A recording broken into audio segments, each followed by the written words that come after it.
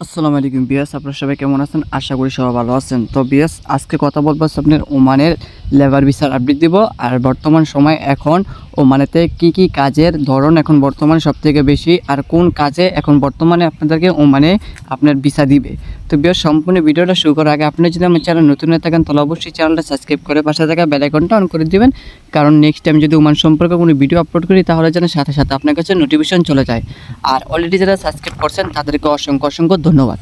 তো বিয়াস, এখন কথা না বেরিয়ে এখন মূল বিষয়ে চলে যাই। মানে যে লেবার ভিসা আছে, এখন এই লেবার ভিসাতে কোন কোন কাজে সবথেকে বেশি চাহিদা, আর কোন কাজে আপনি ভিসাতে বর্তমানে ওমানে আসতে পারবেন।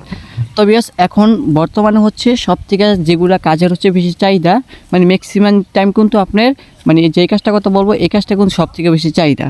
আপনি এখন যদি মনে করেন করতে পারেন কনস্ট্রাকশনের কাজ, যদি কনস্ট্রাকশনের কাজ করতে পারেন তাহলে হচ্ছে আপনার জন্য সবথেকে বেশি ভালো হবে। এখন বর্তমানে ওমানে কিন্তু আপনার কনস্ট্রাকশনের কাজের কিন্তু চাহিদা কিন্তু সবথেকে বেশি।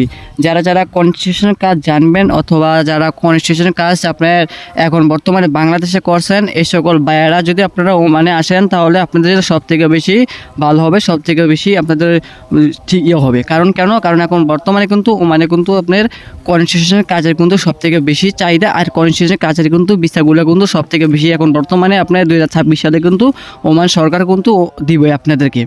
তারপরে হচ্ছে আপনি কি ভিসা, তারপরে হচ্ছে ভাই আপনি আসতে পারেন হচ্ছে মনে করেন ফ্যাক্টরি ওয়ার্কার। হ্যাঁ, ফ্যাক্টরি ওয়ার্কারের যে ভিসাগুলো আছে এখন বর্তমানে ওমানে, এগুলো কিন্তু আপনার সবথেকে এগুলো কিন্তু চাহিদা কম না। আপনি যদি এই স্কিলটা যদি জানা থাকে যে আপনার ফ্যাক্টরি ওয়ার্কার এবং কি কনস্ট্রাকশনের কাজ, এই দুইটা মনে করেন স্কিল যদি থাকে তাহলে হচ্ছে সবথেকে ভালো। আর যে সকল আপুরা আসবেন, আপনারা হচ্ছে আপনার হসপিটালে যে নার্সের চাকরিগুলো আছে এগুলো যদি আপনাদের অভিজ্ঞতা থাকে তাহলে সবথেকে ভালো।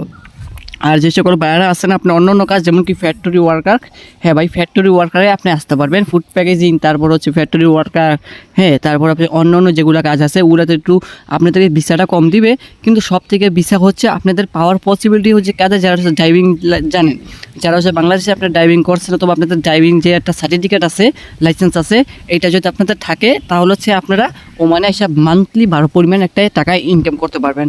আবার আপনার কনস্ট্রাকশনের কাজ যে সকল বাইরা জানেন তারা, আর যে সকল বাইরা হচ্ছে আপনি যারা মনে করেন ফ্যাক্টরি ওয়ার্কারে থাকতে পারবেন, আপনারও ভাই পারবেন। কিন্তু এই কারণে আমি সবসময় বলি ভাই, বিদেশ আসার আগে অবশ্যই আপনাদের কিছু কাজের কিছু অভিজ্ঞতা কিছু স্কিল সবসময় রাখবেন।